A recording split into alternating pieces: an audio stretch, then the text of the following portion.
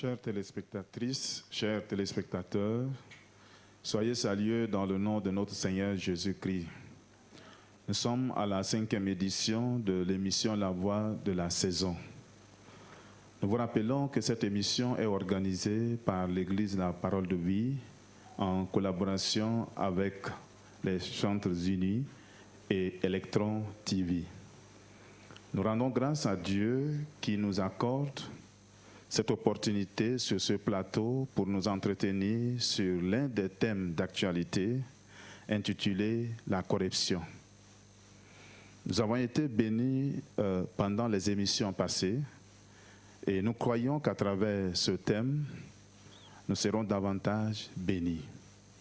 C'est pourquoi nous vous invitons à suivre en direct du 23 au 27 janvier 2018, à partir de 20h, le pasteur fondateur des églises La Parole de Vie au Tchad, en l'occurrence le pasteur Nangiral Toydibay, qui va nous éclaircir à la lumière des Saintes Écritures sur ce thème qui gangrène nos sociétés.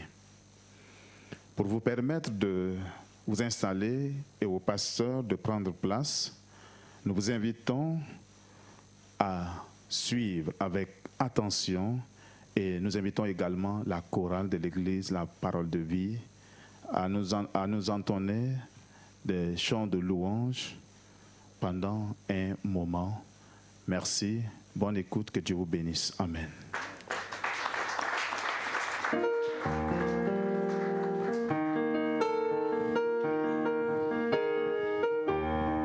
Gloire à Dieu. Gloire à Dieu. Amen. Nous allons nous tenir sur nos pieds et déclarer combien notre Dieu est vivant. La Bible dit qu'il est ressuscité et il vit à la droite du Père assis. Et nous voulons dire ce chant qui dit Jésus-Christ est Seigneur. Il est sorti du tombeau et il est Seigneur. Amen.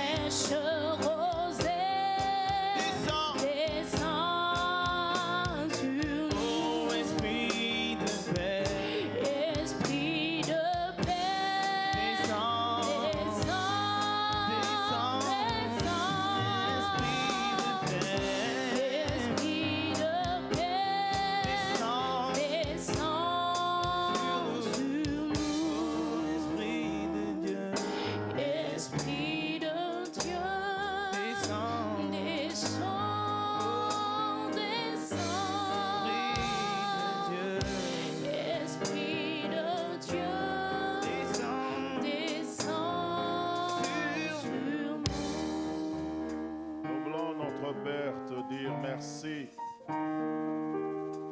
Merci pour ta grâce, merci pour la vie. Merci pour cette année 2018. Merci pour l'opportunité autour de ta parole. Merci pour notre nation, pour toutes les nations qui suivent, Seigneur, cette émission. Merci, Seigneur, pour cette chaîne. Nous prions au nom de Jésus que ces jours en ce lieu et dans les maisons soient une bénédiction, Seigneur. Couvre-nous de grâce, que ton esprit agisse. Enseigne-nous ta parole. Nous nous remettons entre tes mains, bénissant ton saint nom. Au nom puissant de Jésus-Christ. Amen. Gloire à Dieu. Nous pouvons nous rasseoir. Glorifions le Seigneur par des acclamations.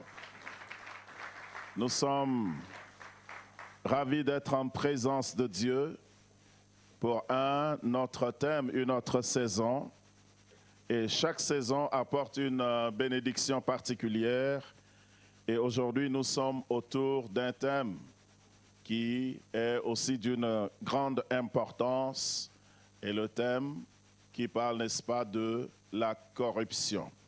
Nous serons ensemble à partir d'aujourd'hui, mardi 23, jusqu'au samedi 27, tous les soirs de 20h30 à 22h, pratiquement et demi. Nous allons introduire le thème aujourd'hui.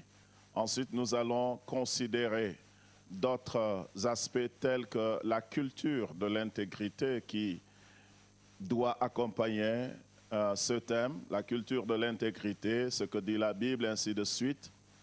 Et nous allons considérer aussi les agents de transformation. Parce que nous ne pouvons pas parler d'un fléau sans parler, n'est-ce pas, sans proposer des solutions.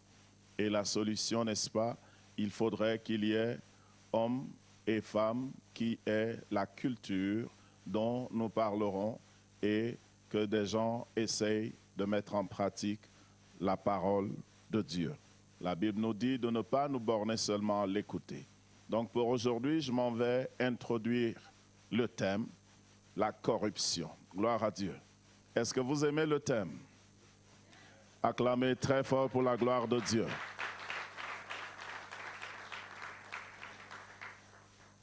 Pour me rassurer que vous aimez le thème, je voudrais que tu te tournes vers ton voisin. Dis-lui, est-ce que voisin, ta moto a une carte grise?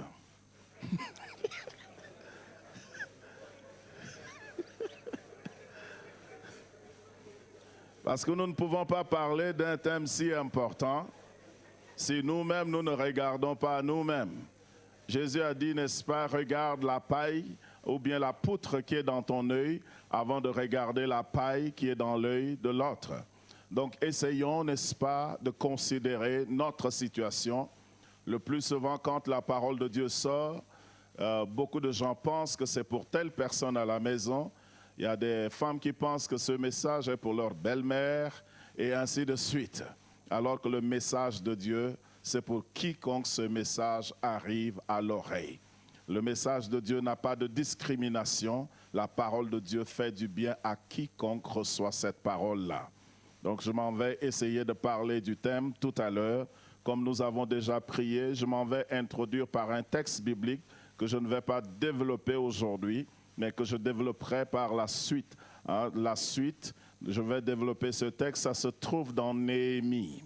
Dans Néhémie. Tout ce qui parle de chaos et de reconstruction, le livre de Néhémie dans la Bible est une fondation ou bien peut servir de base, n'est-ce pas, dans la vie d'un leader, dans la vie de quelqu'un qui voudrait commencer une entreprise. Lisez s'il vous plaît le livre de Néhémie. Vous trouverez, n'est-ce pas, ce leader, c'est un gouverneur. C'est un gouverneur pendant qu'Israël était déjà déporté, que Israël est resté un vassal. Alors, celui-là va être renvoyé ou bien va retourner en Israël pour servir de gouverneur. Donc, c'est la vie d'un homme politique qui a une flamme pour ce qui est juste, ce qui est vrai. Et pendant qu'il repart avec la bénédiction du roi, roi de Perse ou bien le roi de la grande Assyrie, ou bien ce qui est resté de la grande Assyrie, pendant qu'il repart avec la bénédiction et la lettre de recommandation du roi, il y avait des gens qui bénéficiaient d'un chaos déjà en Israël, qui bénéficiaient d'un chaos, mais qui ne se souciaient pas de la reconstruction. Et Néhémie va repartir pour la reconstruction, et ceux-là vont opposer le projet de Néhémie. C'est étonnant de savoir que lorsque vous voulez faire quelque chose de bien, les gens se dressent contre ce qui est bien. Pourtant, nous devrons plutôt supporter ce qui est bien.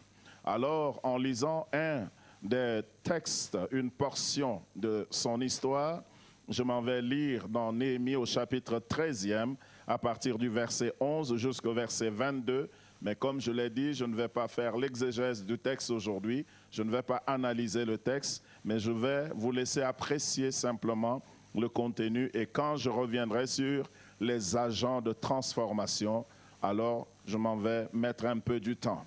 Mais sachez que l'histoire se passe pendant un temps de chaos et que quelqu'un s'est disposé à reconstruire l'honneur, reconstruire Jérusalem. Donc voici ce que la Bible dit. Ce sont les paroles de Néhémie lui-même. Voici au verset 11. Il dit dans la version que j'ai, Néhémie 13, verset 11 jusqu'au verset 22. Voici ce que Néhémie dit. Je fis des réprimandes aux magistrats et je dis, pourquoi la maison de Dieu a-t-elle été abandonnée? Et je rassemblai les Lévites et les chantres et je les remis à leur poste. Alors tout Juda apporta dans les magasins la dîme du blé, du mou et de l'huile. Oubliez cette partie si vous voulez pour l'instant. Verset 13. Je confiai la surveillance des magasins. Ça, c'est la gestion, le management. Je confiai la surveillance des magasins à Shelemia, le sacrificateur, à Tchadok, le scribe, et à Pédaja ou Pédaya, l'un des Lévites. Et je leur adjoins Anna, fils de Zakour, fils de Matania, car ils avaient la réputation d'être fidèles. Voyez comment cet homme a pris le soin de confier le service managérial. Il a pris le soin de pouvoir confier aux gens ayant une réputation parmi le peuple, une bonne réputation. Ils furent chargés de faire les distributions à leurs frères. Verset 14. Souviens-toi de moi, ô Dieu, à cause de cela, et n'oublie pas mes actes de piété à l'égard de la maison de mon Dieu et des choses qui doivent être observées. Dans la vie, il y a des choses qui doivent être observées. Verset 15.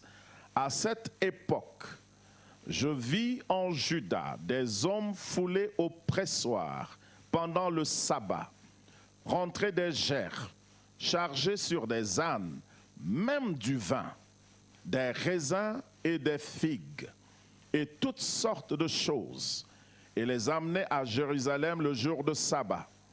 Et je leur donnais des avertissements le jour où ils vendaient leurs denrées. Il y avait aussi des Tyriens établis à Jérusalem.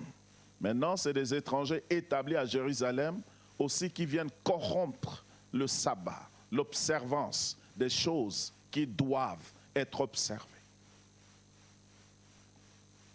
Donc je reprends la lecture. Il y avait, verset 16, il y avait aussi des Tyriens établis à Jérusalem qui apportaient du poisson et toutes sortes de marchandises et qui les vendaient aux fils de Juda le jour du sabbat et dans Jérusalem.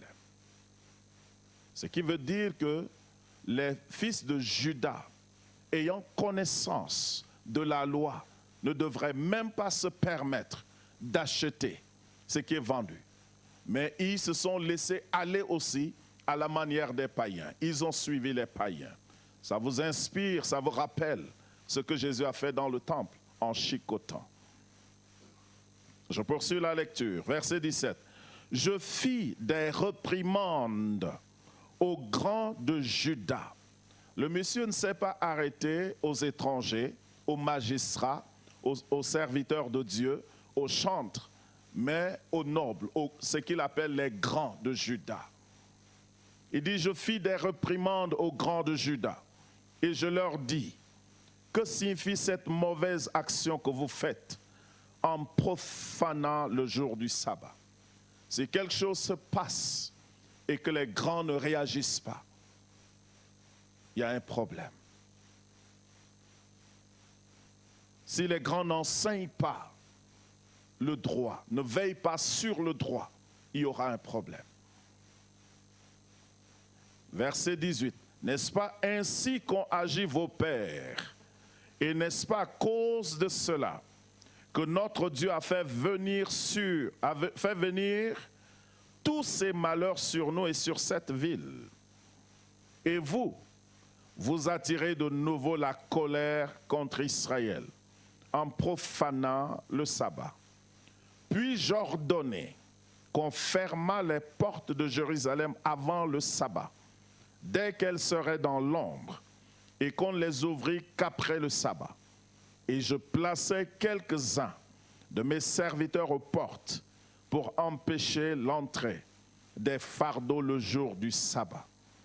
C'est la réforme qu'il a commencé.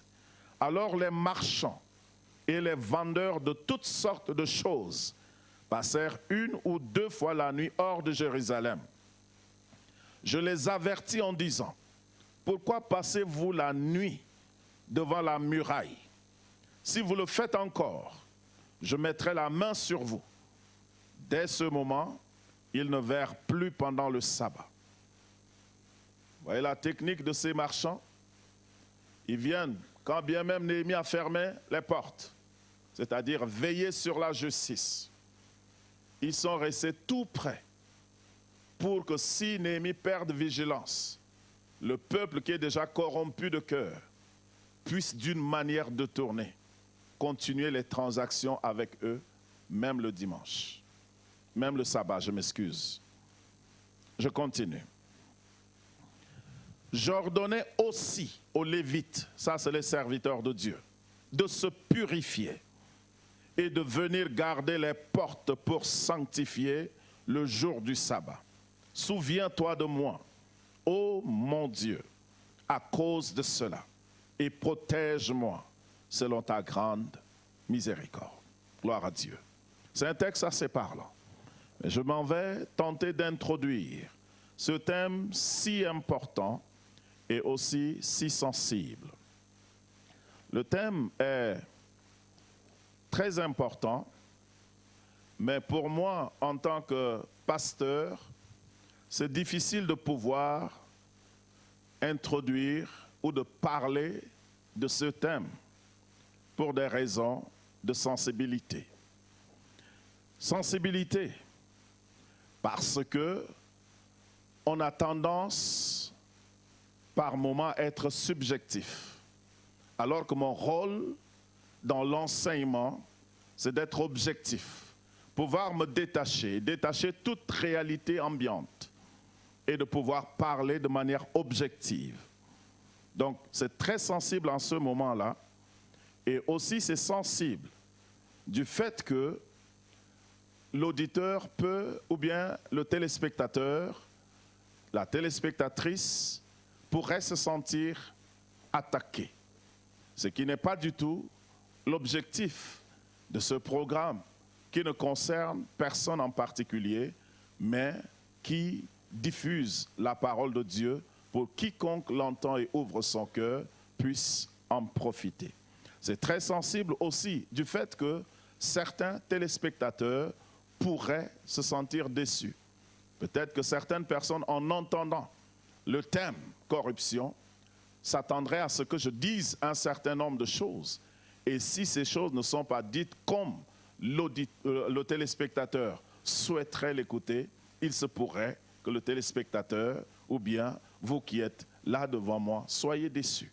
Qu'à cela ne tienne, je voudrais que vous me permettiez d'être aussi objectif que possible, détaché de toute réalité et de faire profiter les gens de par le monde.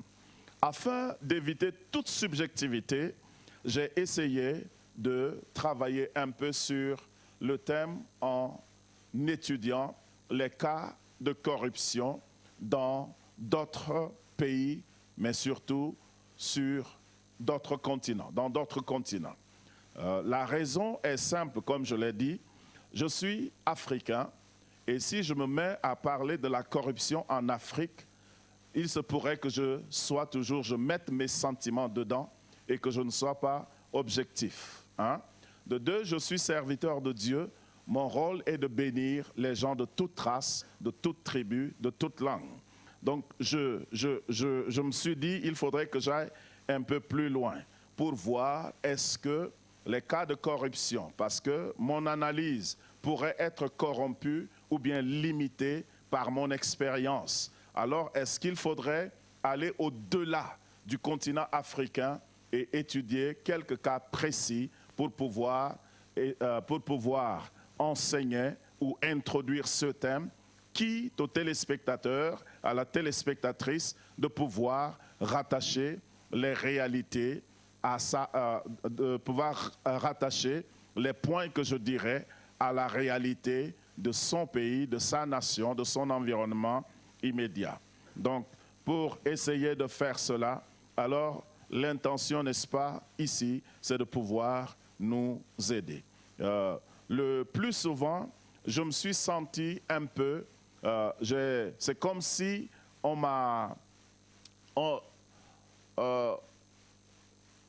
triché sur moi. Quand j'écoute les médias, par exemple, quand j'écoute les médias, quand j'écoute d'autres chaînes parler, quand j'écoute d'autres nationalités, d'autres couleurs parler, j'ai l'impression que la corruption est l'apanage du peuple noir ou des pays en développement, en voie de développement, ou bien des pays pauvres. Le plus souvent, lorsque nous parlons de corruption, j'ai l'impression que les médias me font croire que la corruption ne se trouve, n'est-ce pas, que dans les pays en voie de développement. Alors que la corruption, nous allons voir tout à l'heure, c'est une pandémie, c'est quelque chose d'universel. Et je m'en vais donner juste 3 petites définitions, très simples, pas techniques. La corruption est définie par un dictionnaire comme étant la détérioration, le fait ou bien l'action de détourner quelqu'un de son devoir pour l'amener à faire quelque chose contre l'honneur parce que la personne va tirer un profit de là. Je reprends, la corruption est définie comme étant le fait de détourner une personne de son devoir, l'amener à faire quelque chose contre l'honneur pour un gain sordide. La deuxième définition, alors, je le trouve dans un dictionnaire chrétien qui dit que la corruption est la pollution introduite par le péché qui corrompt la nature entière des humains, y compris l'intelligence, les émotions et la volonté. Donc, lorsque nous parlons de la corruption dans le domaine de la chrétienté, la corruption dans le domaine de la chrétienté va au-delà du pot de vin. Mais la corruption est une introduction du péché dans notre vie qui pollue, donc qui corrompt, donc qui rend, n'est-ce pas, malsain notre intelligence. Lorsque quelqu'un est corrompu, selon les textes bibliques, lorsque quelqu'un est corrompu, c'est quelqu'un qui est détourné de la logique. C'est quelqu'un qui a une logique opposée à la logique normale, à la logique juste, à la logique du droit. Mais cette personne est tellement corrompue de l'intérieur qu'elle ne se rend pas compte qu'elle est dans la mauvaise direction. C'est pour ça que lorsque vous lisez le livre des Proverbes, le proverbe dit que tel chemin semble droit aux hommes, mais la fin, c'est la mort. Donc, lorsque quelqu'un est corrompu dans des termes bibliques, parfois la personne même est tellement perdue qu'elle est déjouée dans son intelligence. La personne croit avoir raison alors qu'elle est totalement dans la mauvaise direction. Donc l'intelligence polluée, les émotions polluées, polluées, l'intérieur et la volonté de la personne. Donc la corruption, c'est en des termes bibliques, va au-delà des pots de vin, va au-delà de l'argent que nous donnons pour forcer les services. Mais la corruption, c'est la méchanceté de l'intérieur lorsque notre sanité est déjouée par un gain quelconque. Et ça va plus loin pour dire, n'est-ce pas, que certaines personnes ont la conscience comme marquée au fer rouge. C'est-à-dire, certains ont tellement grandi dans le domaine de la corruption que lorsque nous leur parlons de la corruption devient pour ces gens-là la voie normale de pouvoir vivre. Et c'est pour ça que nous entendons des raisonnements comme quoi tout le monde fait ceci. C'est tout le monde qui le fait. La troisième définition de la corruption, c'est un mauvais usage, une mauvaise utilisation des pouvoirs publics pour un gain privé. Donc la définition donnée par le troisième dictionnaire, ou bien la troisième source qui n'est pas un dictionnaire, mais deux messieurs qui ont essayé de travailler sur les cas de la corruption en Europe, dont je vais citer tout à l'heure, ont essayé de définir. Donc la première personne, c'est M. Ronald McDonald, et la deuxième personne, c'est M. Mohamed Tariq, et tous les deux de l'université de Glasgow. Dans le UK. Ils ont pu, n'est-ce pas, faire des travaux de recherche en ce qui concerne la corruption dans les pays européens. Et lorsqu'ils parlent des pays européens, ils ont en tête l'Union européenne. Parce qu'ils ont fait des recherches dans 24 pays en Europe, et parmi les 24 pays, les 22 sont membres de l'Union européenne, les 2 sont en voie d'intégrer l'Union européenne et les 2 autres, n'est-ce pas, sont des pays semblant neutres tels que la Suisse. Donc en réalité, leur recherche est pratiquement exhaustive, ça prend en compte toute l'Europe.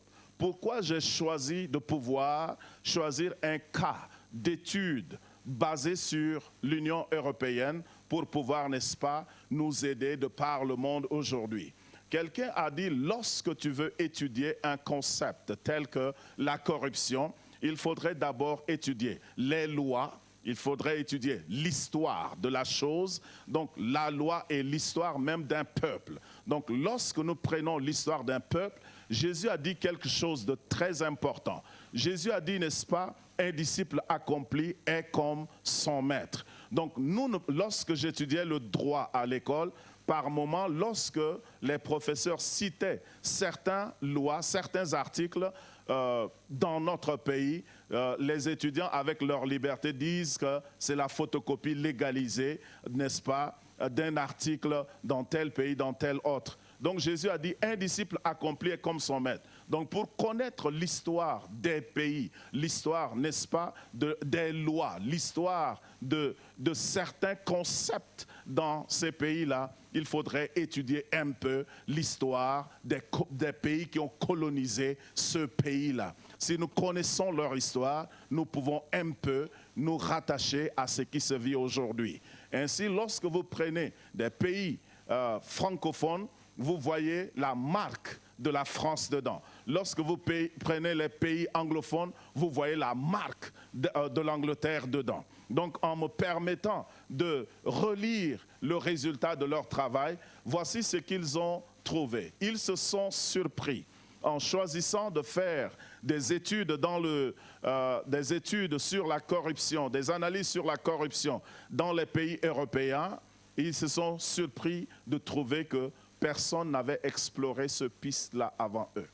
Tout le monde était leurré à rechercher la corruption dans les pays en développement, mais pas du tout, n'est-ce pas, dans leur. Je m'en vais citer quelques domaines. D'abord, avant de repartir un peu plus loin, je vais citer quelques domaines importants dans lesquels il ne devrait pas y avoir de corruption, mais pourtant, il y a la corruption. Je m'en vais citer quelques domaines 4 domaines qui sont essentiels, selon moi, dans une nation, sur un continent, dans le monde. 4 domaines.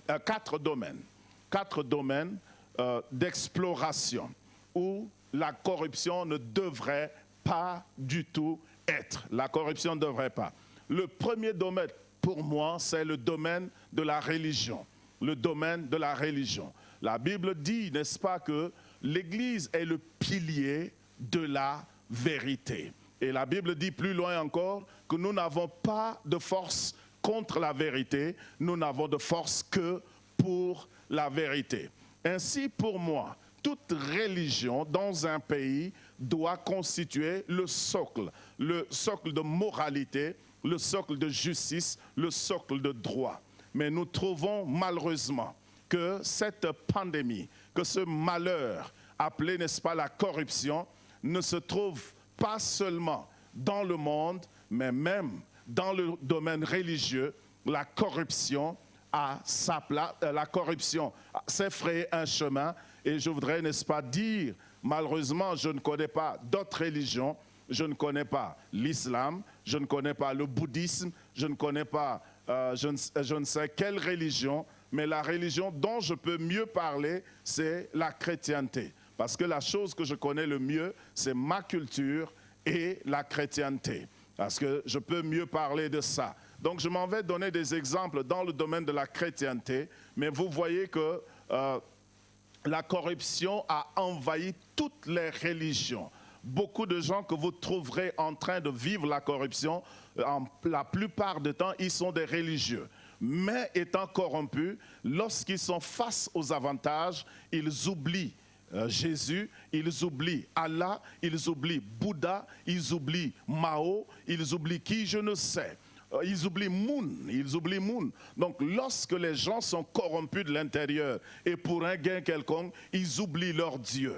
Alors que la religion, tout religieux, tout croyant dans un pays doit établir un exemple de moralité ainsi. Donc dans la chrétienté, ce n'est pas seulement aujourd'hui, mais de par la Bible, nous trouvons que la corruption a fait sa place. Lorsque vous lisez le livre de Juges, vous allez trouver que c'était un moment de chaos du leadership. Et ce chaos leadership politique et ce chaos de leadership spirituel a entraîné les gens à pouvoir, n'est-ce pas, intervertir l'ordre des choses. Lorsque les gens sont détournés, lorsqu'on détourne l'objectif d'une chose, lorsqu'on détourne ce que Dieu a établi, c'est la corruption. Un spécialiste a dit que la corruption n'est pas seulement l'absence du mal, mais la corruption, c'est l'intrusion du bien dans le mal. Donc lorsque le mal est là et qu'on y introduit, lorsque le bien est là et on y introduit le mal, c'est aussi la corruption. Donc la corruption n'est pas l'absence, n'est-ce pas, du bien, mais le bien peut exister et le mal dedans, ça devient quelque chose de pollué, de corrompu. Donc avant de pouvoir parler d'autres domaines, il est important parce que la Bible dit que le jugement va commencer par la maison de Dieu. Et Jésus a dit, avant de pouvoir ôter, n'est-ce pas, la paille dans l'autre, regarde la poutre qui est dans ton œil. Dans le texte que nous avons lu de Néhémie, Néhémie a lancé un appel au clergé. Il a lancé un appel au leadership ecclésiastique, au leadership religieux, de pouvoir se purifier. Ce qui veut dire que même le leadership spirituel était souillé à l'époque de Néhémie. Et aujourd'hui, de notre époque aussi, on entend pas mal de choses. C'est vrai qu'il y a des gens qui disent des choses pour une raison malsaine, pour des raisons bien malsaines, mais il y en a aussi qui disent de vérité. Lorsque nous regardons, je sais qu'il y a des serviteurs de Dieu qui nous écoutent en ce moment, de par le monde. Nous avons une lourde responsabilité. Nous avons une lourde responsabilité de vivre en exemple. Lorsque vous lisez le livre de Jean au chapitre 17, une longue prière de Jésus a été rapportée. Et Jésus, en priant, a dit à Dieu le Père, « Père, je me sanctifie à cause de ceux que tu m'as donné. Donc lorsque nous sommes leaders spirituels, lorsque nous sommes détenteurs de la révélation de Dieu entre nos mains, nous avons plus de responsabilités que ceux que nous dirigeons. Ceux que nous dirigeons peuvent bien être des politiques, ils peuvent être, n'est-ce pas, des hommes d'affaires, ils peuvent être des éducateurs, ils peuvent être des médecins, mais nous qui leur enseignons les vertus de Dieu, nous avons une lourde responsabilité de pouvoir pratiquer les choses que nous enseignons. C'est pour cela que la Bible dit, celui à qui on a beaucoup donné, on demandera beaucoup. Je voudrais prendre un exemple, par exemple, un exemple de corruption. Dans le leadership chrétien, il y a beaucoup de choses que nous condamnons aujourd'hui. C'est vrai, la Bible nous établit et nous demande de prêcher l'évangile. La Bible nous demande de prêcher l'évangile. Jésus dit, allez, prêchez l'évangile de par le monde. Guérissez les malades, ressuscitez les morts. Vous avez reçu gratuitement, donnez gratuitement. Et ainsi, je suis avec vous jusqu'à la fin du monde. Mais force est de constater que dans le corps de Christ, beaucoup de nous, serviteurs de Dieu, c'est à raison que parfois les gens nous critiquent. Et parfois les gens mettent tout le monde dans le même sac. Mais nous voulons plutôt faire l'exception. Parce que dans nos communautés, de par le monde aujourd'hui, que ce soit en Afrique, que ce soit en Europe, il y a beaucoup de serviteurs de Dieu. Des gens qui s'appellent pasteurs, qui sont en Europe, qui sont aux États-Unis, qui sont partout. En réalité, ce n'est pas pour servir Dieu que certaines personnes se retrouvent en Europe aujourd'hui. Mais c'est pour des gains personnel que ces gens-là se retrouvent. Il y en a qui sont sans papier, il y en a qui sont des clandestins. Ce n'est pas normal qu'un homme de Dieu se retrouve ainsi étant clandestin. Une sœur m'a donné un exemple. Il dit, en Europe, une sœur qui a été en Europe, il dit, vous êtes au culte, et pendant que le pasteur prêche, pendant un temps, vous voyez que le pasteur a disparu. Quand vous vous rendez compte, le pasteur a tourné la chair vers la sortie. Quand les policiers de l'immigration entrent depuis l'entrée, le pasteur les aperçoit déjà, il laisse la prédication, il disparaît au bout de quelques temps. Quand les policiers arrivent et que le pasteur n'est pas là, après il revient continuer la prédication. Ce ne sont pas des choses à pratiquer. Si Dieu t'envoie réellement en Europe, qu'il te donne des papiers, que tu entres en Europe selon la règle de l'art. Nous ne devons pas faire ainsi, parce que ces choses corrompent, n'est-ce pas, la véracité de l'évangile que nous prêchons. Jésus a payé son impôt. Lorsque Jésus était là, et les gens demandaient des tribus, et les gens ont dit à Jésus, est-ce qu'on doit payer de l'impôt? Jésus a dit, mais montrez-moi, n'est-ce pas, une pièce d'argent. Les gens lui ont montré une pièce d'argent. Il dit, de qui l'effigie est sur cette pièce? Ils ont dit de César. Jésus a dit à César, ce qui est à César, à Dieu, ce qui est à Dieu. L'impôt à l'État, la dîme à Dieu. Tu ne peux pas payer la dîme et ne pas payer ton impôt. Jésus a payé son impôt.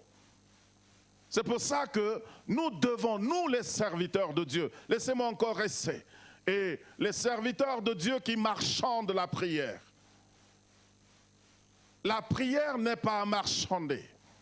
Jésus a dit, vous avez reçu gratuitement, donnez gratuitement. Nous devons prier pour les gens. Si les gens un jour reviennent sur leur pas comme ces lépreux, dire merci d'une certaine manière, gloire à Dieu. Mais nous n'avons pas exigé une somme d'argent parce que le peuple de Dieu est ignorant. Nous exigeons des sommes. On entend dire qu'il y a des serviteurs qui ouvrent même des pages de consultation. Il faut payer un certain montant d'argent pour que le prophète te reçoive, pour que l'apôtre te reçoive. Ce sont des choses qui sont anti-bibliques. Si ceux qui ne croient pas, si les païens nous suivent et que vous voyez des choses pareilles, ne critiquez pas la Bible. Ce n'est pas la Bible qui enseigne. Ce sont ces gens qui, pour une raison quelconque, apportent la corruption dans le texte de la Bible. La Bible dit on n'ajoute rien, on ne soustrait rien à ce qui est donné comme commandement. Il est vrai, la Bible dit que l'ouvrier mérite son salaire et que le prédicateur vit du lait de l'évangile. Mais on ne peut pas être pasteur si on n'a pas de brebis. Si vous êtes pasteur, vous vous nourrissez des brebis de votre pasteur. Posez la question aux éleveurs. Si un éleveur n'a pas de brebis, il n'est pas éleveur. Mais s'il a des brebis, s'il a des troupeaux, quand il a faim, il peut traire la vache.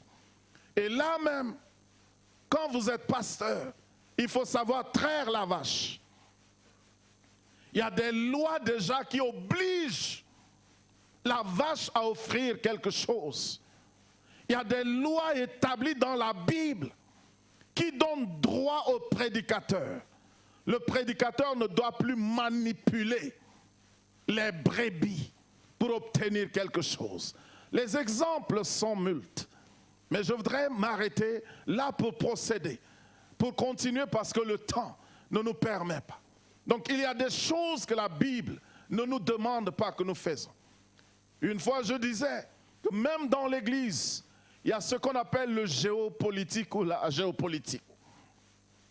Il y a l'ethnicisme qui gouverne à l'Église.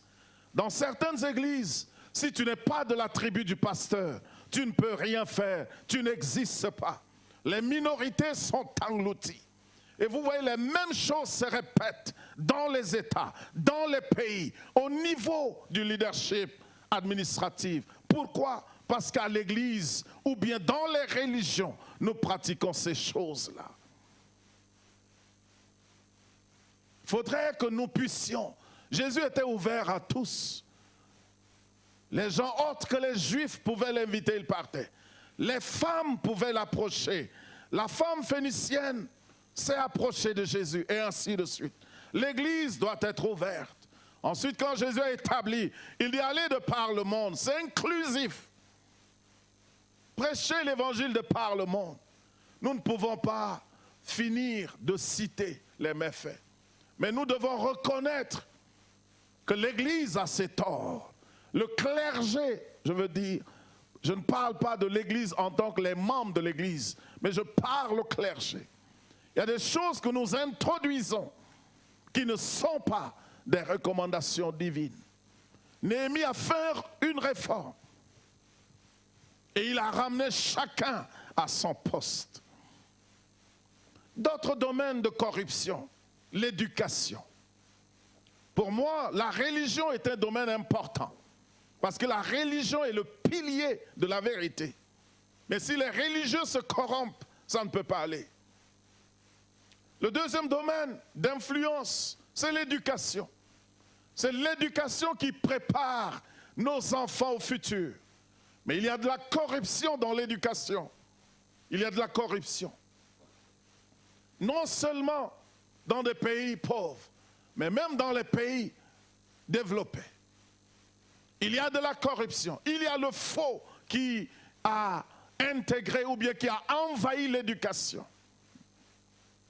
Dans l'éducation, dans plusieurs pays, dans les pays pauvres, dans les pays en voie de développement, il y a des choses qui sont monnayées. Il y a des fuites des sujets d'examen. Et quand les sujets d'examen fuient, sont entre les mains des élèves avant qu'ils ne viennent, ça contribue même à la baisse de niveau. Lorsque l'enseignant est obligé de vendre les notes, l'éducation ne devrait pas du tout être corrompue. On devrait veiller sur l'éducation. Imaginez, pour devenir un enseignant, quelqu'un passe par la corruption pour être un enseignant. Imaginez les élèves qu'il produira. Il est passé par la corruption. D'autres domaines qui ne doivent pas être corrompus. La santé. Aujourd'hui, on entend dire des choses, que la santé est devenue un commerce fructueux, où les femmes subissent des césariennes parce que ça rapporte beaucoup d'argent. On impose un certain nombre d'examens Non parce que c'est utile, mais parce que ça rapporte de l'argent à la clinique, ça rapporte de l'argent au corps soignant. L'éducation et la santé, pour moi, le pastorat, ce sont des métiers nobles qui ne devraient pas être corrompus. Donc nous devons plutôt entrer dans ces métiers-là par vocation. Donc lorsque les tests pour devenir un agent de la santé publique est monnayé, imaginez le risque que court la communauté. Quelqu'un qui n'est pas qualifié, qui est médecin ou qui est infirmier ou qui est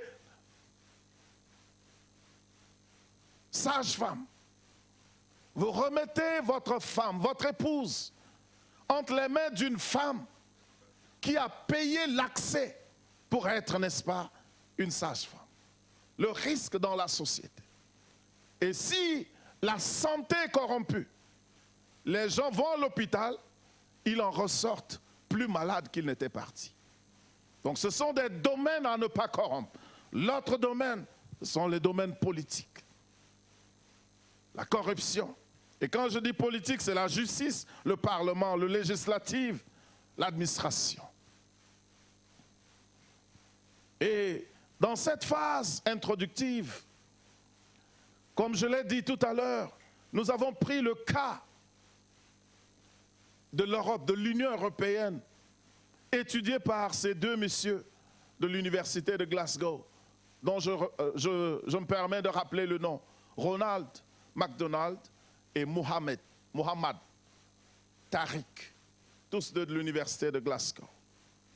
Et voici ce qu'ils ont découvert.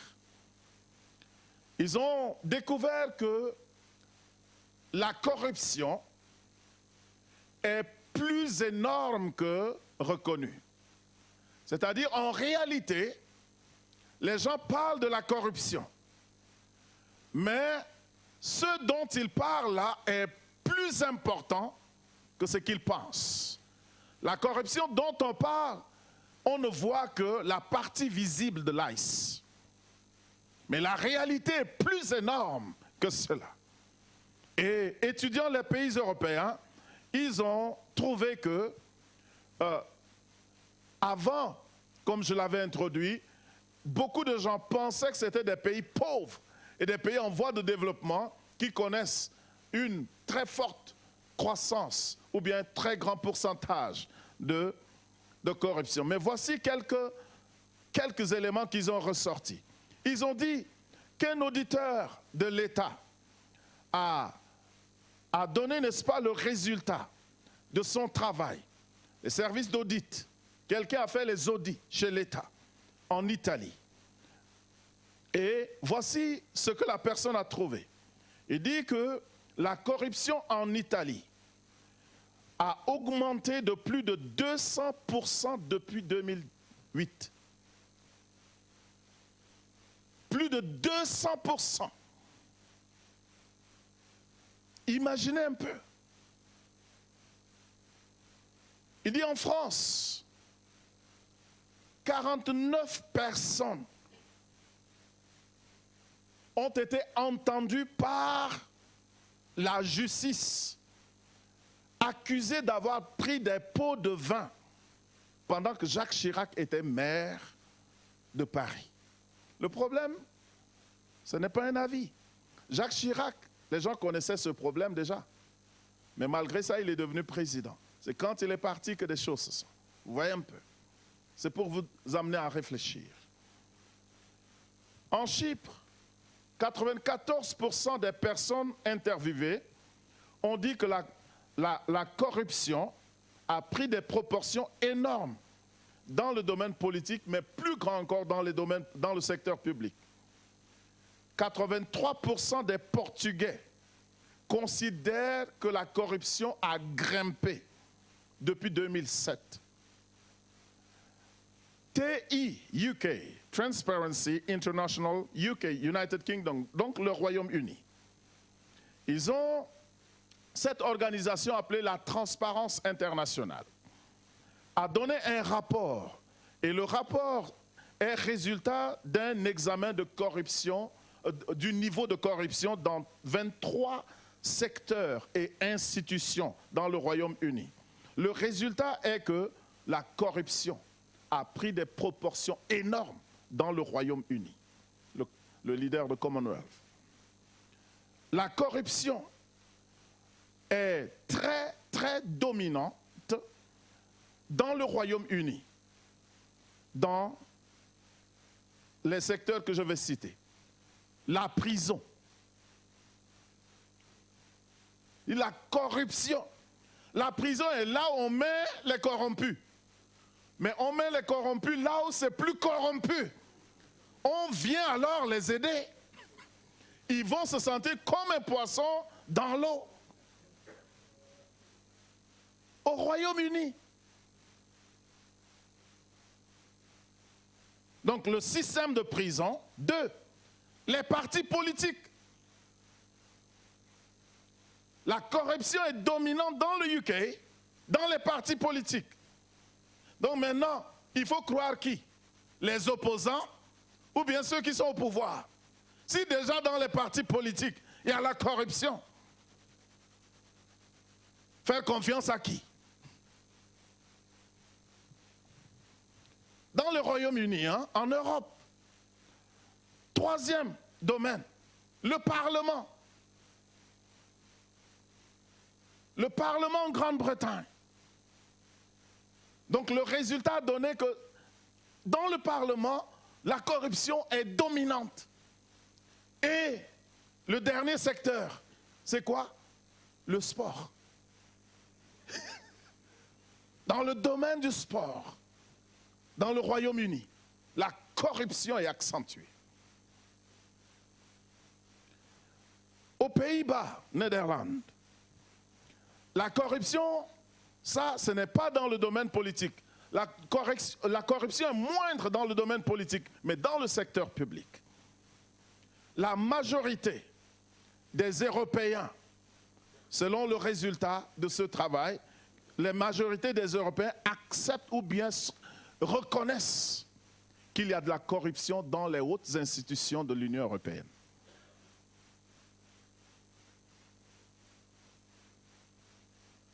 Donc dégonflons-nous, la corruption est une histoire de pandémie, il y en a partout. Lorsque nous essayons de voir ce phénomène qui affecte non seulement des pays pauvres, mais des pays soi-disant riches et libres de toute corruption, nous voyons que ce n'est pas vrai. Même les pays qui combattent la corruption, ou bien qui investissent plus dans la corruption, ne sont pas en tête de liste des pays dits clean. Les pays où il y a moins de corruption. Le premier pays où il y a moins de corruption au monde, c'est le Danemark. Suivi de Nouvelle-Zélande. Les États-Unis viennent en 22e position.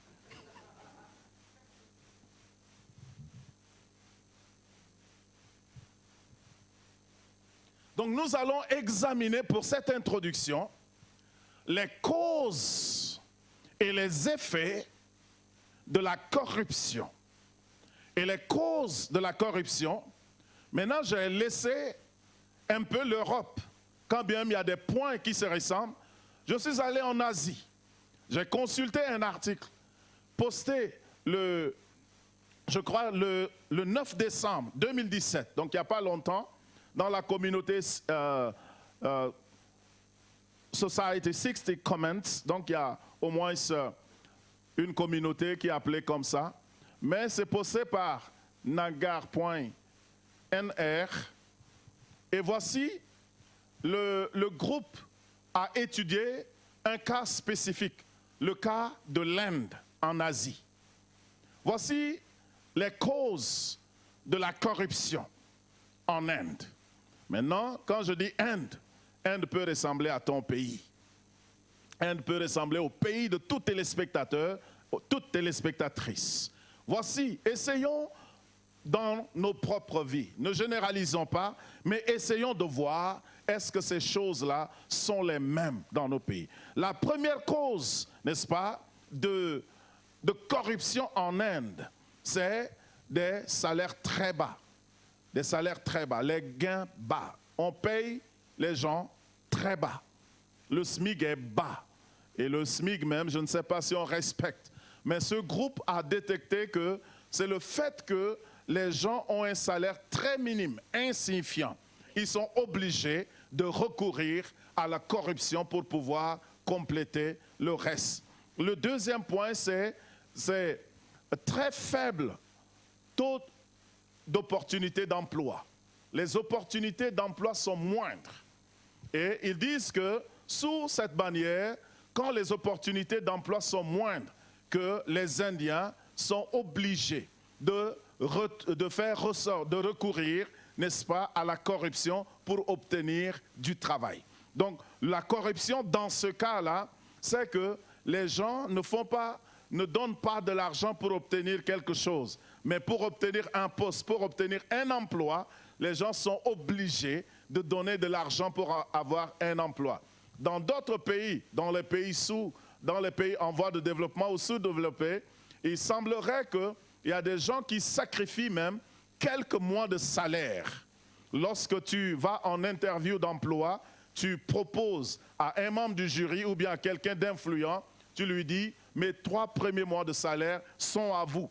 Et lorsque tu leur dis cela, alors là, tu as la chance de passer. Et j'ai lu le travail, n'est-ce pas, des 2 de l'université de Glasgow. Ils ont dit, même en Europe, que parfois, les emplois ne sont pas donnés par mérite, mais les emplois sont donnés par relation. Donc, lorsque les opportunités d'emploi sont moindres, les gens sont obligés de faire recours à la corruption pour pouvoir se tirer d'affaire. Ça, ce ne sont que des causes. La troisième des causes, c'est l'absence des punitions strictes ou bien des punitions rapides. L'une des causes des corruptions, c'est l'absence, le manque de punitions strictes ou bien rapides. C'est-à-dire les gens, lorsque les gens commettent des fautes encore et encore, et ils ne sont pas punis, lorsque les gens font recours à ce qu'il ne faut pas faire, et ils ne sont pas punis, au bout de quelque temps, alors ça met ces gens-là dans un état de corruption où ils se sentent impunis, ils se sentent un peu au-dessus de la loi. Ils peuvent, n'est-ce pas, dériver des lois à leur manière et obtenir des choses. Et le manque de punition stricte. Le cas est étudié comme quoi, en Inde, lorsqu'un officier de l'État, lorsqu'un agent de l'État agit mal, et que moi je suis le leader, alors je le punis. Je le punis pour 1 mois ou quelques semaines. Maintenant, je le sors, je l'affecte ailleurs, loin de la vue de ceux qui connaissaient l'histoire, je l'affecte ailleurs, mais avec les mêmes privilèges ou bien avec plus de privilèges encore. Corruption. Parce que pourquoi? Les gens, n'est-ce pas, se donnent des postes par affinité et voilà ce que les gens font. Donc de là, je donne l'impression de le punir, mais de l'autre main, je l'envoie encore jouir de sa vie et de tous ses privilèges. Ça, c'est la troisième des causes. Donc quand les gens ne sont pas punis ou suspendus de manière stricte, alors la corruption continue d'augmenter, de grandir et de gagner d'autres sphères. Quatrième raison, manque d'unité parmi le public, parmi le peuple. Manque d'unité. Ça, c'est en Inde. Le manque d'unité. Et voici ce qui se passe. J'ai l'impression que c'est un peu partout. Ils disent que les gens critiquent ouvertement.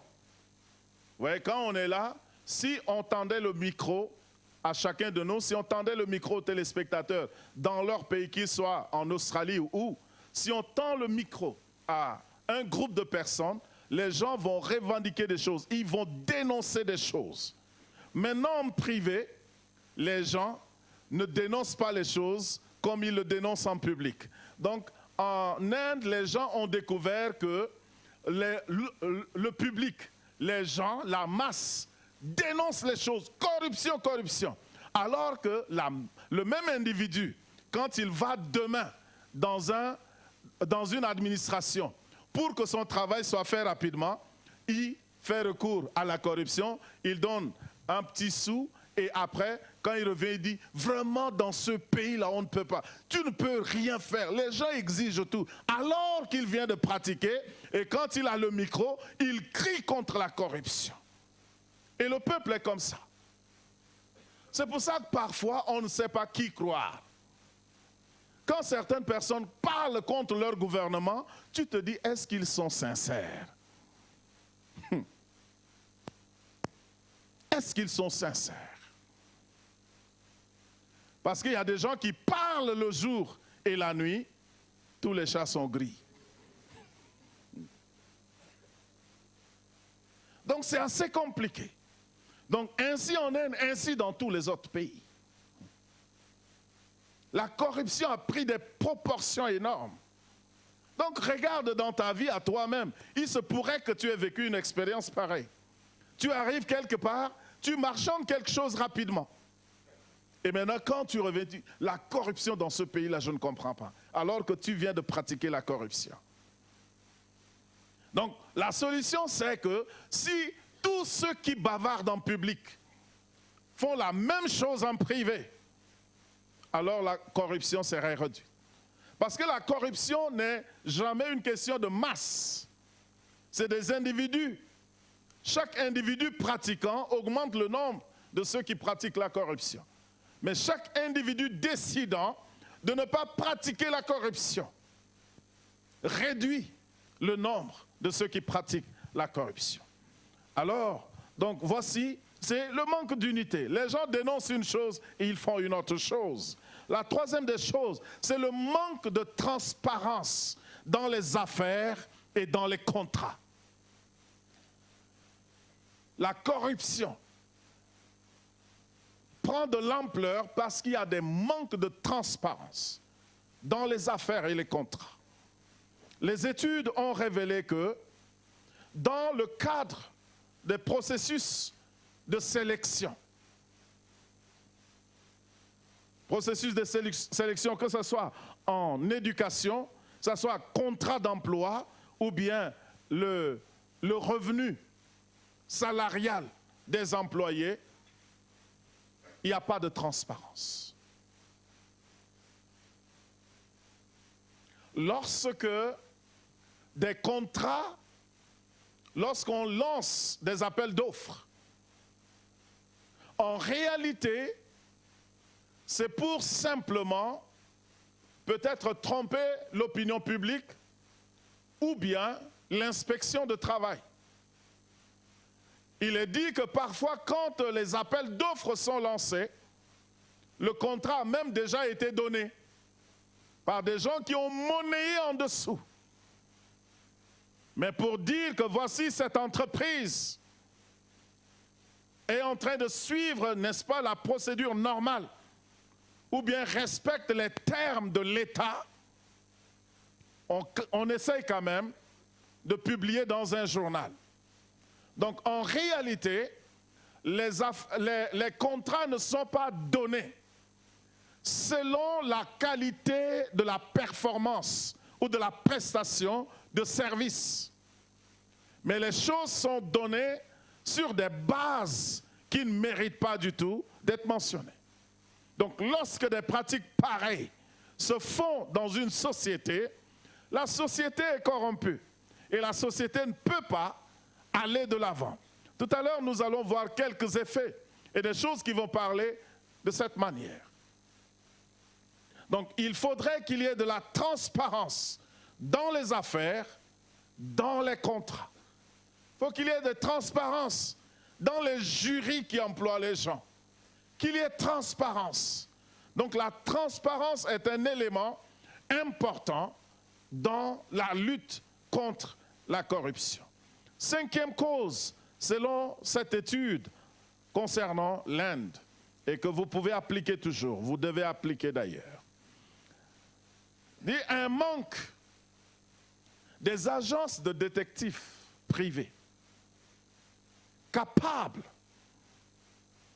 de pister, de faire des investigations sur des individus corrompus et de produire des résultats objectifs et corrects, adéquats.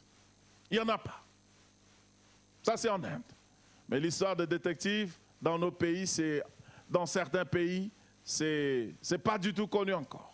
Mais s'il y a des agences qui peuvent faire des investigations et produire des résultats justes, que ça pourrait aider contre la corruption. 7e cause, l'option en Inde, ce qui a encouragé la corruption, c'est l'option d'avoir plusieurs partis politiques. N'est-ce pas que c'est un signe de démocratie? Mais moi, je m'accorde avec ces gens-là. Même si c'est la démocratie, quand les partis politiques deviennent trop nombreux, ce n'est pas sûr que c'est pour des bons motifs. Et certains partis politiques, sans manque de respect, mais certains partis politiques, eux-mêmes, ils savent que ce n'est pas pour changer quelque chose qu'ils sont là.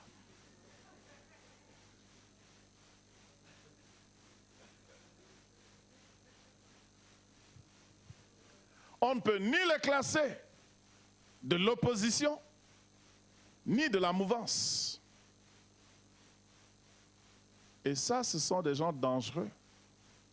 Quelqu'un a dit que le milieu est une position très dangereuse. Il faut avoir une position. Donc, je crois que la même cause en Inde, beaucoup trop de partis politiques.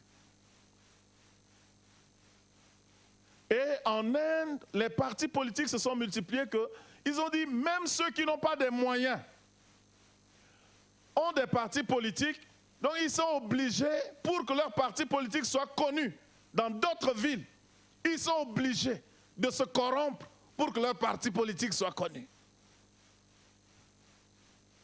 Il y a des partis politiques aujourd'hui dans le monde. Il y a des gens qui bavardent pendant quelque temps. S'ils ont à manger, personne ne les entend. Donc en réalité, il n'est pas nécessaire d'avoir plusieurs partis politiques si c'est simplement pour avoir des partis politiques.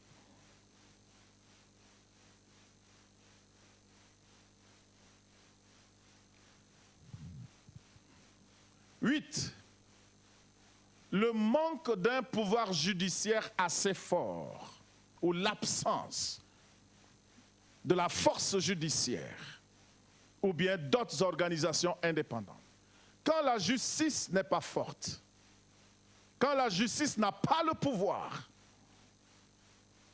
la corruption va augmenter dans ce pays.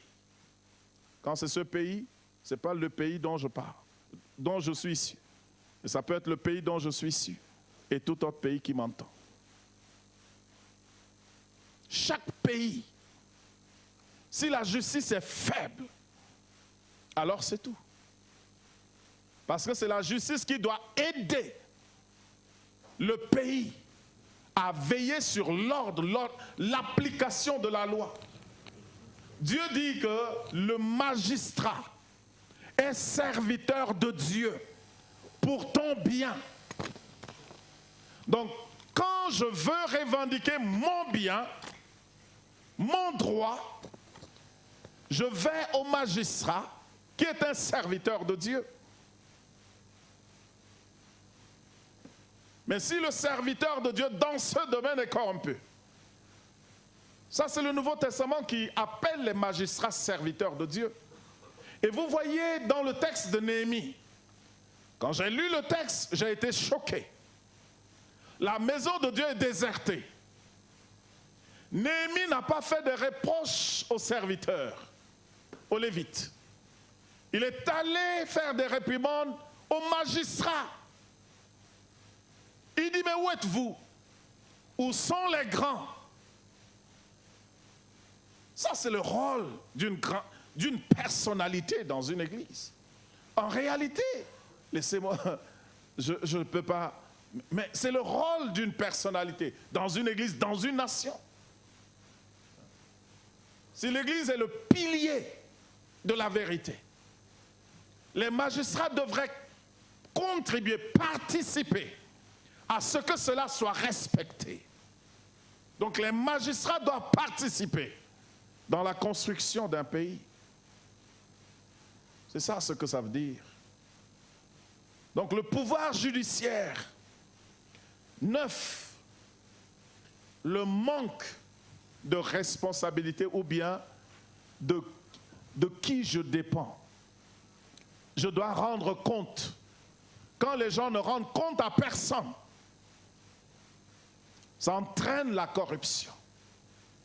Et ils ont dit en Inde que lorsque vous donnez 100 dossiers à un agent de l'État pour évacuer en une semaine, vous trouverez qu'en une semaine, il a évacué 50 dossiers. Les 50, il faut le récompenser pour qu'il ne le fasse. Et la même chose se fait dans beaucoup de pays. Et là, surtout les pays en voie de développement, les pays en Afrique. Les gens veulent le travail pour lequel l'État paye les gens. Les gens veulent que ceux qui arrivent, vous voyez, l'État vous paye pour me rendre service.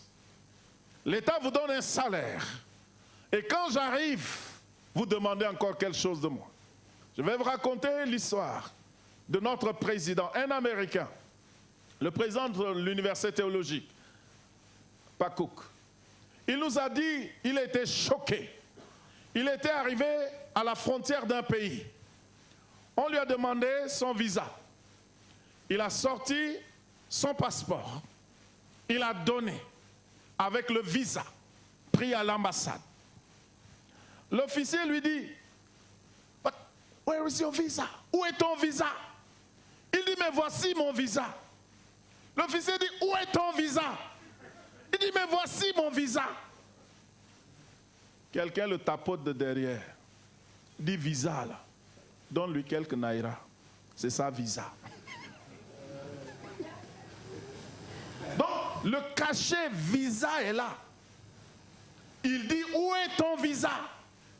Le gars dit, l'Américain dit, "Voici mon visa." Un vieux de 70 ans.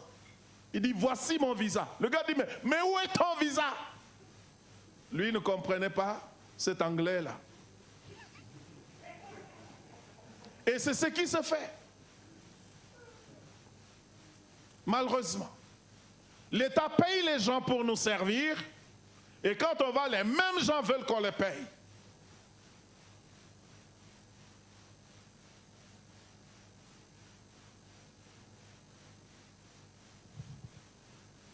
Donc, lorsque il doit y avoir un suivi, il doit y avoir un suivi. Donc, et 10e cause, une concurrence, l'encouragement à une concurrence déloyale.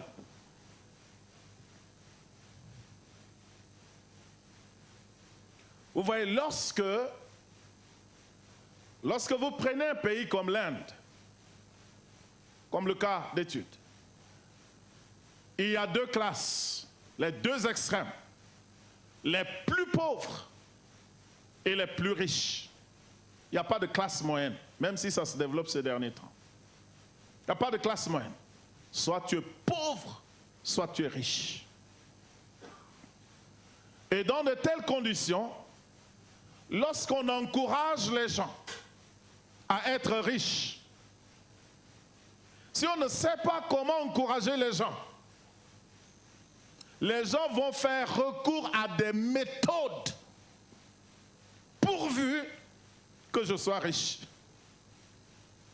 Donc dans une communauté, lorsque devenir riche est un objectif sans moralité, il y aura une course effrénée vers la richesse, une ruée.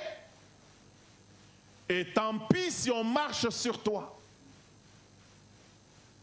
Et c'est un problème sérieux. Donc quand on fait des compétitions parmi nous, l'un veut être riche, moi aussi je veux être riche. C'est vrai que dans des pays en voie de développement ou bien sous-développés, nous devons nous encourager à la prospérité. Nous devons nous encourager à aller de l'avant. Mais si c'est de manière déloyale, c'est contre la volonté de Dieu. Et ça va nuire à la société humaine. La concurrence déloyale fait aussi que certaines, ils ont dit qu'en Inde, et certainement dans le monde entier, dans nos pays, les sociétés, les compagnies, les sociétés qui ont des relations avec le pouvoir politique ont une grande chance d'obtenir des marchés que des sociétés ou des entreprises qui n'ont pas de contact avec des gens dans le domaine politique. Et vous voyez, lorsqu'on fait ces choses-là, on fera du mal certainement aux uns et aux autres. Ainsi, ça nous amène à considérer quelques effets de la corruption que je vais citer rapidement en cette phase introductive avant de conclure, ou bien de donner une subconclusion et nous allons partir. Quelques effets. Et ces effets-là, je suis revenu en Espagne, où un monsieur, un certain Augusto López Carlo, a publié un article en date de lundi 3 mars 2014, qu'il appelle « Les 9 raisons pourquoi la corruption est une destructrice de la prospérité humaine ». Pour Carlos, la corruption est le destructeur ou la destructrice de la prospérité humaine. En un, il a donné 9 raisons. Peut-être que je m'en vais citer quelques-uns. Il dit que la corruption mine les revenus du gouvernement et ne permet pas et réduit ou bien limite la capacité ou l'habilité du gouvernement à investir dans les domaines clés. La corruption. Vous voyez, lorsque les gens doivent payer les taxes normalement et d'une manière détournée, on négocie et on ne paye pas la taxe normale, mais on paye quelque chose de forfaitaire pour que la chose aille dans la poche de l'individu et qu'on laisse passer les choses. Dans ce cas-là, c'est l'État qui perd. C'est l'État qui perd dans ce cas. Et comme l'État ne peut pas gagner dans ce cas, l'État n'a pas les moyens d'investir dans les domaines clés de la vie. Et ceci réduit le développement de l'État. Donc lorsque les gens pratiquent la corruption, lorsque les gens passent d'une manière détournée, détournent les gens de leurs devoirs, de leurs responsabilités pour obtenir un gain quelconque, c'est l'État qui perd. Le deuxième effet est que, donc vous voyez un peu, pour rester au premier effet, dans un pays, si dans notre pays, les gens sont corrompus, l'argent n'entre pas dans la caisse de l'État comme il faut. L'argent va plus dans la poche des individus que dans la caisse de l'État.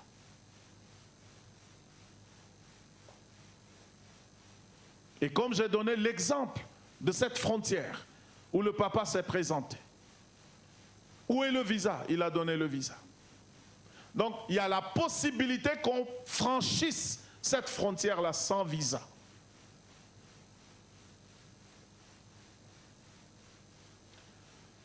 La corruption fait distorsion à la prise de décision relative aux projets d'investissement public. Les projets d'investissement public, même là, la corruption fait en sorte que, ça, il a pris le cas de l'Espagne. Mais la corruption émane du cœur humain. Et comme c'est humain, c'est ainsi dans tous les pays. Dans tous les pays, noir, blanc, jaune, la corruption ainsi.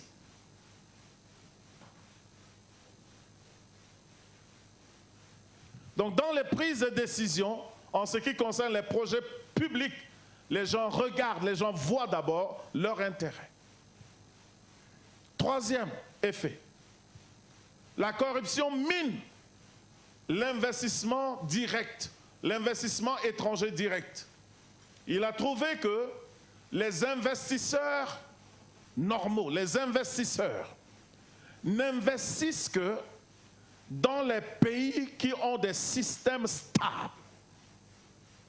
Les pays où il y a beaucoup de corruption, alors les investisseurs n'aiment pas investir. Et vous voyez, si on n'a pas d'investisseurs, si on n'a pas de gens qui ouvrent des entreprises, pour une raison ou une autre, cela réduit les opportunités d'emploi. Et ceci mène encore tout le monde à faire recours à des méthodes qui ne sont pas du tout dignes d'être mentionnées. Donc la corruption gangrène le développement d'un pays lorsque les sous vont dans les poches des individus et non chez l'État. Cela réduit la possibilité du gouvernement d'investir dans les domaines clés et ainsi de favoriser le développement. Quatrième effet,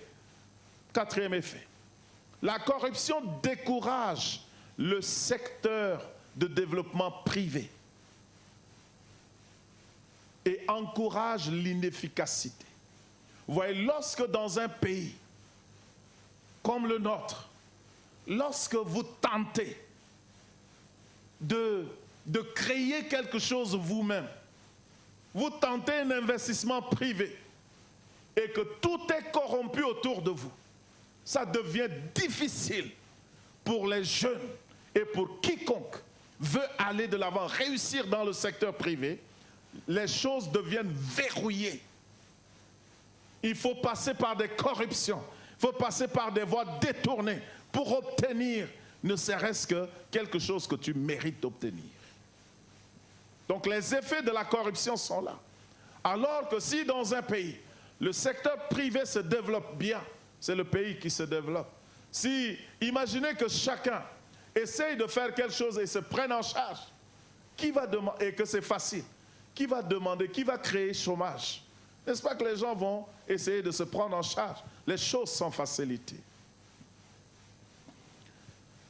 Dans sa recherche, il a donné un cinquième effet.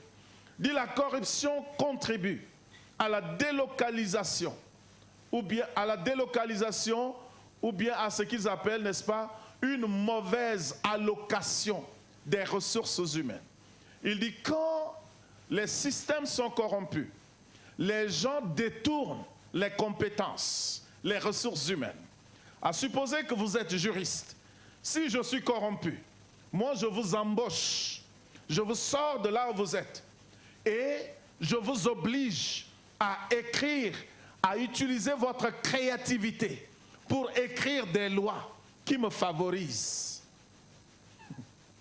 Donc si vous voyez un peu, si un leadership est corrompu, voilà comment il a fait. Et il a trouvé que ce fut le cas de l'Espagne, mais c'est un cas général et qui peut se répandre dans le monde entier. Donc il appelle ça la délocalisation des ressources. Donc on fait appel à des compétences et on leur dit, il dit que ceux-là passent du temps à réfléchir, à tout faire pour mettre en place des systèmes qui protègent le système corrompu. Sixième effet de la corruption. Donc, la corruption rend pire ou bien détruit la distribution des revenus ou bien même cause du tort au système de taxes. Il dit, selon le cas étudié, il dit, dans plusieurs pays, lorsqu'il y a question de taxes, il dit les gens puissants et les gens riches, le plus souvent, bénéficient des privilèges et ne payent pas les taxes comme les autres.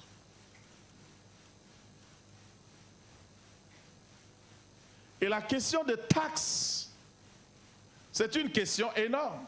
Lorsque vous lisez la Bible dans 1 Roi, chapitre 12, vous allez découvrir un roi, le fils ou le petit-fils de David, appelé, n'est-ce pas, je crois, Roboam, appelé Roboam. L'erreur du roi Salomon. Le roi Salomon, malgré sa clairvoyance, malgré sa sagesse sans égale, il avait eu des soucis. Il avait des grands projets de construction et ces grands projets de construction l'ont amené à imposer des taxes énormes sur le peuple d'Israël. Alors, lorsqu'il a imposé des taxes énormes, cela a causé la division du pays. Dieu a dit, je vais ôter le royaume de Salomon. Mais comme David a été fidèle, je ne vais pas ôter le royaume maintenant, c'est trop près, mais le fils de Salomon, quand il va monter, je vais ôter. C'est comme ça qu'Israël a été divisé. Parce que Salomon a imposé des taxes lourdes sur le peuple d'Israël, sur le peuple de Dieu. Maintenant, quand le fils de Salomon est monté au pouvoir, les vieux, les sages se sont concertés et sont partis, n'est-ce pas, dire au nouveau roi, au jeune roi qui est monté. Ils ont dit au jeune roi, ô roi, ton père a imposé des taxes énormes sur le peuple. Maintenant, écoute-nous, réduis la taxe sur le peuple. La Bible dit que le roi Roboam, après avoir entendu les sages, les vieillards d'Israël, il est parti vers les gens de sa génération, les gens de même âge, des jeunes, et il leur a dit, voici ce que les vieux m'ont dit. Vous, qu'est-ce que vous me dites? Et le conseil des jeunes est motivé par leur intérêt. Les jeunes maintenant, ils se disent, les vieux ont bouffé au temps de Salomon, n'est-ce pas? Maintenant, comme tu es jeune, nous, tu sais qu'on a joué au football ensemble, tu sais qu'on a gambadé ensemble, c'est notre époque. Donc ils ont plutôt donné un mauvais conseil au nouveau roi. Donc ils ont dit au roi d'aller dire au vieillard, si le pouce de ton père pèse lourd, le petit doigt du nouveau roi pèse plus lourd que le pouce du roi Salomon. Alors le roi s'est présenté de manière insensée avec le conseil des jeunes. Il a dit, vous sages, vous vieux, si le pouce de mon père pesait, maintenant mon petit doigt pèse plus que le pouce de mon père. Il a encore doublé la taxe, il a augmenté la taxe. C'est ce qui a causé, n'est-ce pas, la division et la perte. Alors les gens se sont ralliés aux serviteurs de son père et ils ont créé, alors 10 tribus sont parties au nord et le roi là est resté avec 2 tribus seulement appelées Juda. Donc la question des taxes, c'est une question à explorer.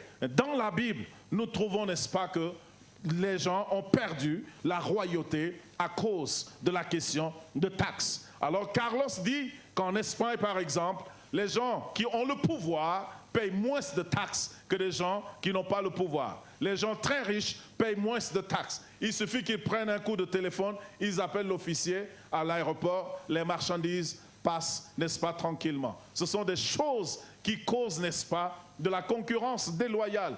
Le pauvre qui se bat et qui est arrivé à un niveau, normalement on devrait l'aider, alors que c'est le contraire. Les riches deviennent plus riches, les pauvres deviennent plus pauvres. Voici la vie, mais ce n'est pas juste et Dieu condamne ces choses-là. Nous devons comprendre ces choses-là. L'autre effet, avant de pouvoir, n'est-ce pas, atterrir, le septième effet de la corruption. Alors Carlos Lopez a dit quelque chose qui m'a choqué. Il dit, l'effet de la corruption, c'est l'incertitude. Septième effet de la corruption, c'est l'incertitude. Il dit, quand vous vivez de la corruption, vous êtes dans l'incertitude totale.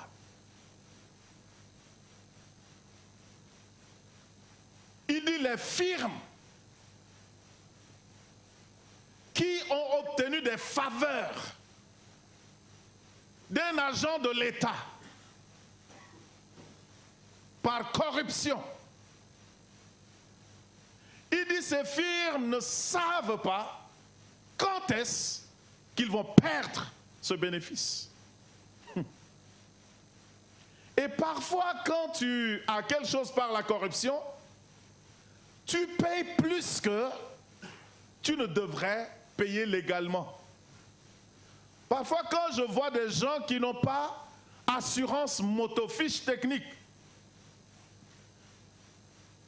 Fiche technique, c'est autour de 7 000 francs CFA. Donc, pratiquement 10 $. La personne refuse de faire la fiche technique de sa moto. Mais chaque jour donne 1000 francs aux agents de police pour passer.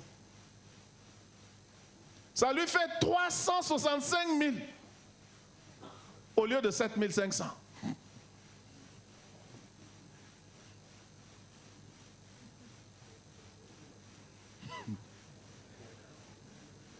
Donc quand tu vis dans la corruption, non seulement l'incertitude, mais tu payes plus pour te protéger. Je reprends. Quiconque vit de la corruption ne sait pas quand est-ce qu'il perdra le bénéfice de la corruption.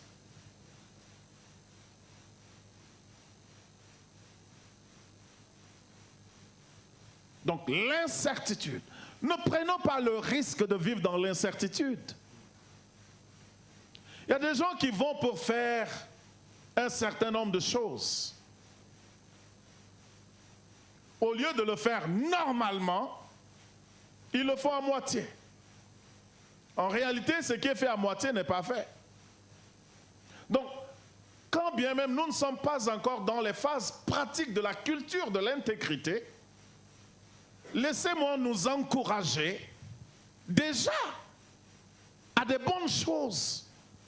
Je pense que nous devons aimer des bonnes choses, des choses justes et ainsi de suite. Donc quand tu vas pour une chose, pour quelque chose dans l'administration, fais en sorte que tu ne refasses pas la chose. L'incertitude. Donc il dit, tous ceux qui ont pris des pots de vin pour obtenir un service d'un agent de l'État, d'un moment à l'autre, le privilège sera perdu. Si quelqu'un d'autre se met à la place de cet agent et vérifie les rapports, et si c'est quelqu'un qui aime le droit, on vous rappellera tout ce que vous avez payé des années durant est caduc, n'existe pas en fait, c'est ce que je veux dire. Parce qu'il n'y a aucun rapport, aucun enregistrement. L'État ne reconnaît pas. Maintenant, on vous demande de payer la bonne chose. Maintenant, imagine quand tu es corrompu de l'intérieur, tu te dis, je vais corrompre aussi celui qui arrive. Et tu dis, viens chef, et tu essayes.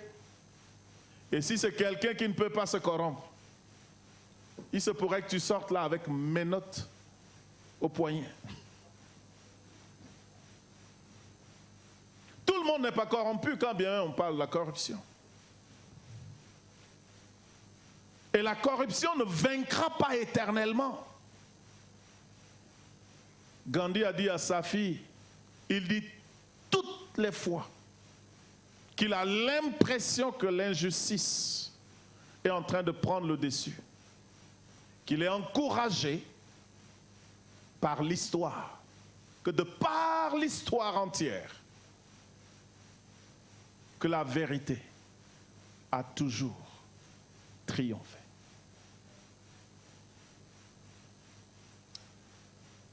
Paul dit dans les Épîtres que nous n'avons pas de force contre la vérité.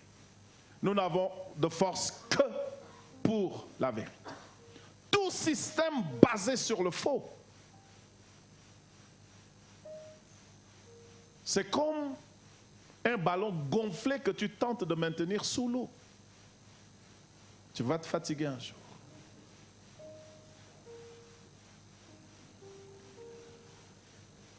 Il dit, puisque la corruption est la trahison de la confiance,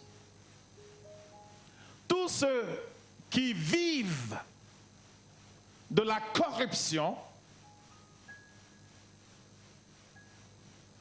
diminuent leur légitimité et ternissent leur réputation.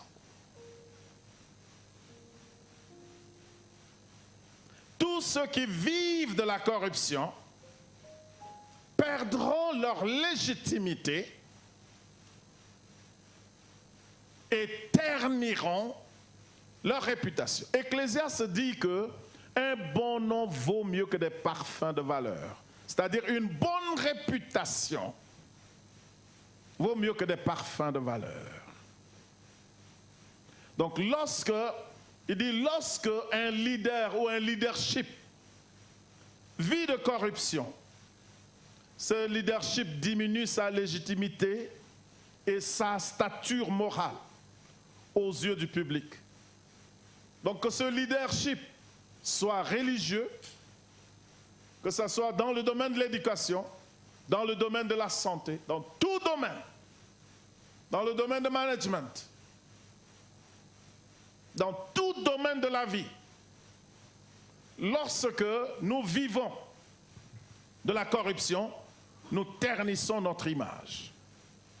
Le 9e point sur lequel je vais m'arrêter, il dit les pots de vin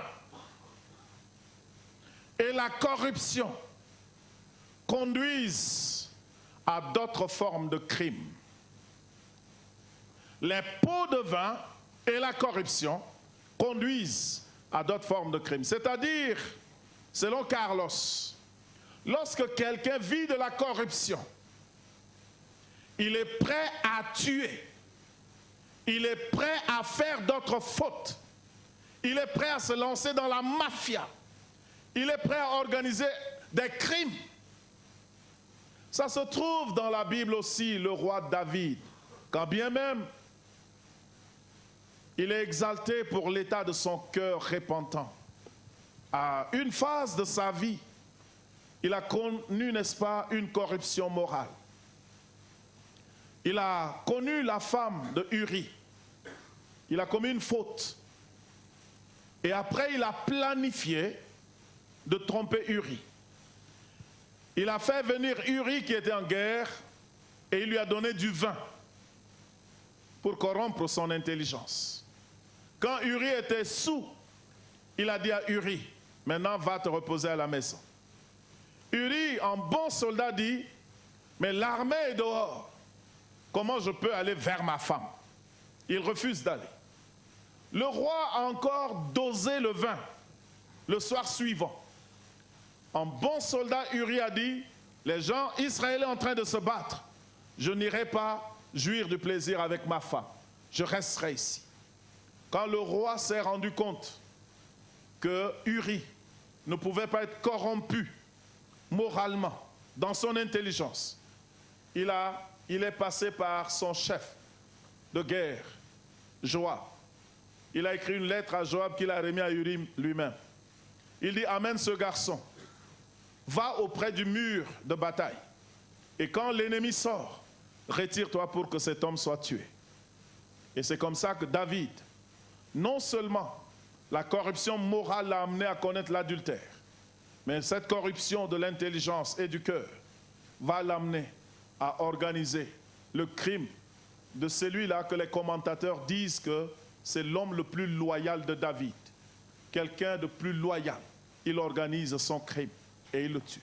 Lorsque quelqu'un est corrompu de l'intérieur et que tu te mets de travers ses intérêts, il est prêt à te tuer, il est prêt à te sacrifier.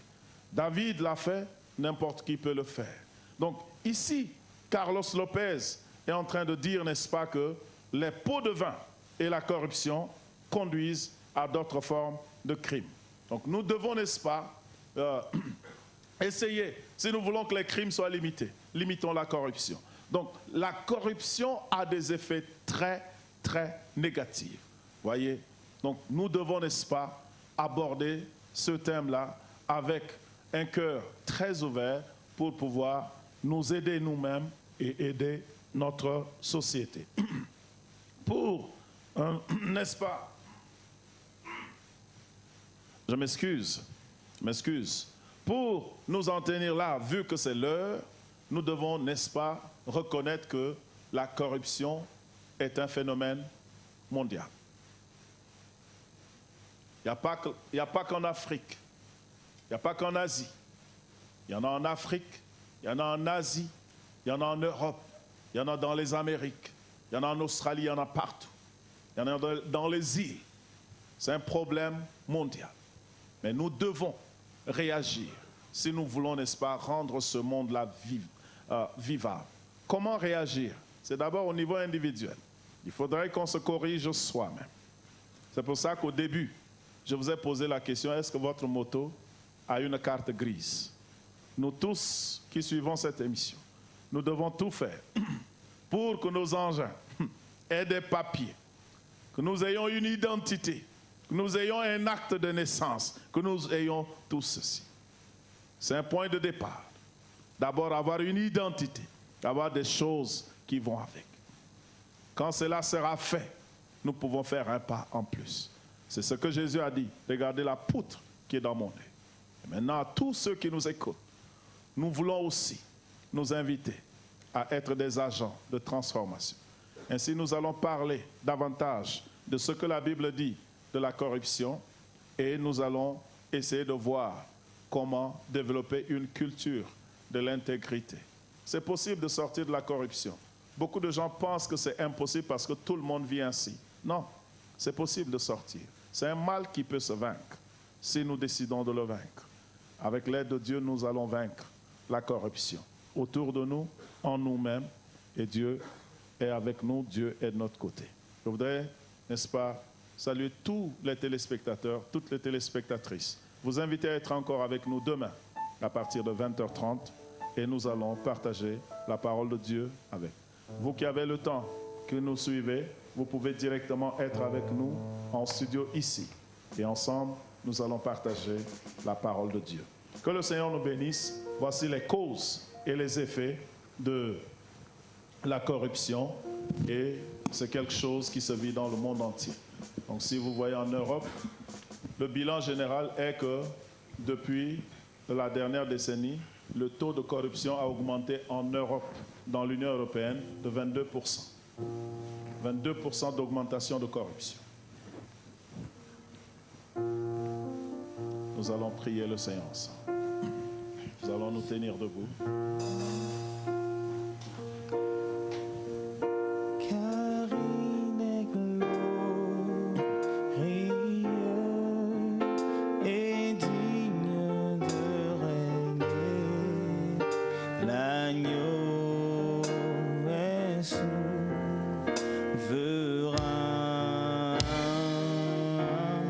Spectateurs, priez avec nous, priez avec nous.